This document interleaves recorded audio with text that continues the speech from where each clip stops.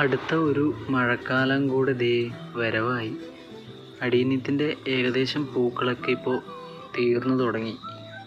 1-2 ചെടികളിൽ മാത്രമേ ഇപ്പോൾ പൂക്കളുള്ളൂ, ബാക്കിയുള്ളതിലൊക്കെ കൊഴിഞ്ഞു പോയി. ഇനിയിപ്പോൾ അടുത്തതായിട്ട് ഞാനിത് കാത്തിരിക്കുന്നത്, ഇതിൽ വിത്തുകൾ വന്ന് തുടങ്ങിയിട്ടുണ്ട്.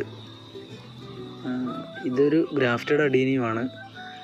ഇതിൽ ഒരു വിത്ത് വന്നിട്ടുണ്ട്, അതുപോലെ തന്നെ ദേ ഇവിടെയും വരുന്നുണ്ട്.